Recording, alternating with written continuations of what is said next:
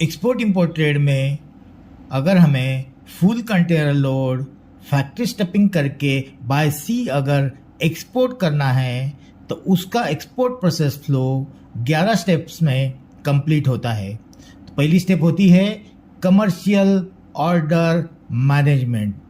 ये जो है ये पहली स्टेप है और ये स्टेप में हमें बायर ढूंढना होता है। बायर ढूंढने के बाद उसको कोटेशन भेजना होता है। कोटेशंस पे डिस्कशंस होते हैं, निगोशिएशंस होते हैं। निगोशिएशंस के बाद फाइनल एग्रीमेंट या कॉन्ट्रैक्ट साइन होता है।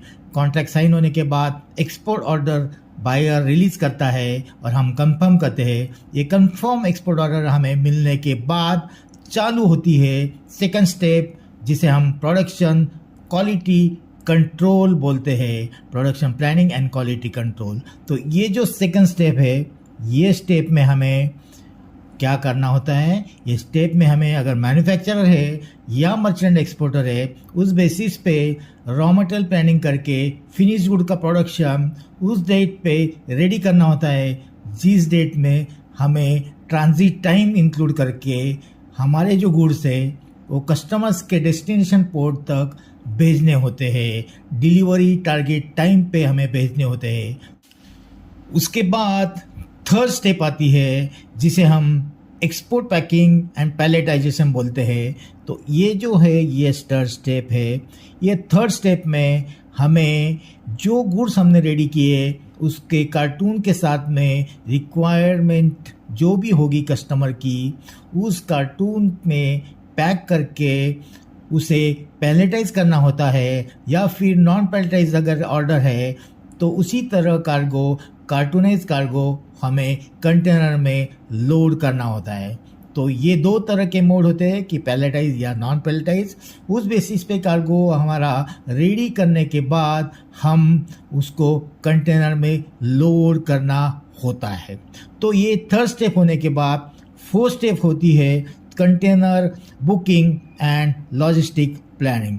ये फोर्थ स्टेप में दोस्तों यहाँ पे हमें कंटेनर का बुकिंग करना होता है, फ्रेट फॉरवर्डर से बात करनी होती है, शिपिंग लाइन से भी बात करनी होती है, वेसल स्पेस बुकिंग के लिए बात करनी होती है, कंटेनर बुकिंग करना होता है, ट्रांसपोर्ट अरेंजमेंट करनी होती है, और जो कंटेनर 20 फीट या 40 फीट या 45 फीट होगा उसमें हमारा कितना वॉल्यूम जाने वाला है, कितने कार्टून जाने वाले हैं, उसका नेट वेट कितना रहने वाला है, ग्रॉस वेट कितना रहने वाला है, ये सारी चीज़ें जानकारी लेने के बाद हमें कंटेनर बुक करना होता है। कस्टमर की रिक्वायरमेंट भी ध्यान में रहनी होती है और इस तरह से ये प्लानिंग करने के बाद हमारा एक्चुअल एक्सपोर्ट वाला जो स्टेज है वो आ जाता है। कंटेनर बुकिंग करने के बाद हमारे पास फिफ्थ स्टेप जो है ये चालू होती है। फिफ्थ स्टेप ये होती है कि factory stuffing and container ceiling. तो जैसा ही कंटेनर बुक होता है हमारे पास कंटेनर आता है फैक्ट्री में। फैक्ट्री में आने के बाद हम उसे जो भी बे है उस पर खड़ा करते हैं और हमारा रेडी हुआ गुड्स जो है आइदर नॉन पैलेटाइज या पैलेटाइज उसको लोडिंग करते हैं। लोडिंग करने के बाद जो भी कंटेनर है उसमें RFID सील होता है। एक हमारा सील होता है, एक शिपिंग लाइन का सील होता है। ये दोनों भी सील हम डालते हैं, उसे हम सेल्फ सीलिंग बोलते हैं, या फिर अगर कस्टम के अंदर सीलिंग होता है तो उसे कस्टम सीलिंग बोलते हैं। फैक्ट्री में जो स्टपिंग होता है ये जनरली एक्साइज वाले अथॉरिटी पहले करते थे, अभी GST वाले अथॉरिटी करते हैं, लेकिन अभी इस रेजिम में मैक्सिमम लोग सेल्फ सीलिंग पे काम कर रहे हैं। उसके बाद स्टेज आता है एक्सपोर्ट डॉक्यूमेंटेशन एंड कंप्लायंस। तो ये जो स्टेज है या स्टेप है, इसमें हमारे डॉक्यूमेंट्स क्रिएट करने होते हैं, जैसे कि commercial invoice, packing list, shipping instructions, certificate of origin, fumigation, plant quarantine, product certification, RoDTEP और RoSCTL declaration, AD code related verification, और इस तरह के सारे डॉक्यूमेंट जो है ये हमें बनाने होते हैं।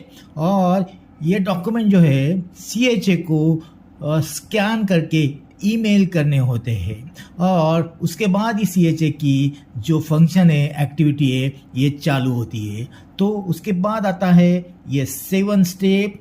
इस 7 स्टेप में क्या होता है, CHA जो है ये डॉक्यूमेंट हमने जो भेजे हैं और हमारे यहाँ से जो व्हीकल पोर्ट के इधर निकल चुका है पोर्ट पे गेट एंट्री करने के लिए, और जैसे ही हमारा व्हीकल पोर्ट के गेट के एंट्री तक पहुंचता है उस मिड टाइम में हमारा जो CHA है ये शिपिंग बिल प्रिपेयर कर रहा होता है, उसके बाद फाइल कर रहा होता है और कस्टम्स के डॉक्यूमेंट्स का प्रिंट आउट लेके ऑनलाइन भी सबमिट करता है और फिजिकली फाइल क्रिएट करके अपने जो पर्सन है, रेगुलर पर्सन जो ये काम देखता है, उसके साथ वो कस्टम का जो पोर्ट ऑफिस है वहाँ उसको भेज देता है।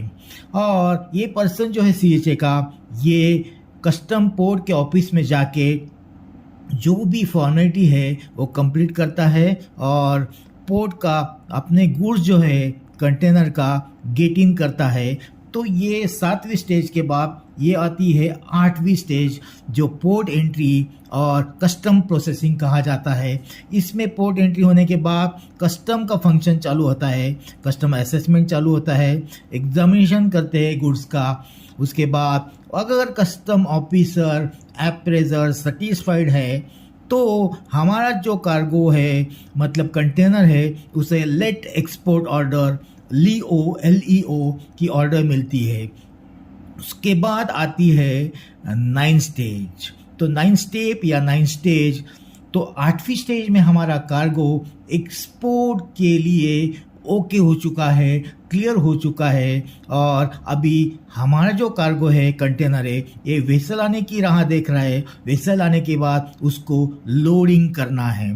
तो जो भी अपने पोर्ट के जो मैनेजर्स रहते हैं, पोर्ट के मैनेजमेंट जो एक्टिविटी करने वाले पर्सन्स होते हैं, ये वहाँ पे कंटेनर लोडिंग के लिए कस्टम्स को इंटीमेशन देते हैं। जैसे ही वेसल आता है तो कस्टम्स सुपरविजन के अंदर वेसल पे लोडिंग चालू होता है।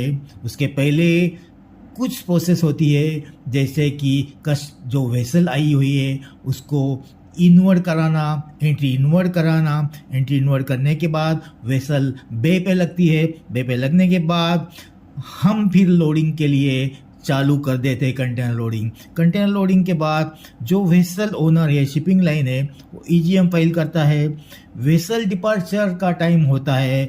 सब टोटल वेसल का जो भी कंटेनर है, जो पोर्ट से, जैसे कि JNPT से जितना भी कंटेनर्स वो वेसल में जाने वाले हैं, वो लोड होने के बाद वेसल डिपार्चर के लिए क्लियरेंस मिल जाता है और शिपिंग लाइन जो है ये बिल ऑफ लैडिंग इशू करती है, CHA को इशू करती है। CHA जो है ये वही डॉक्यूमेंट्स हमें भेजता है।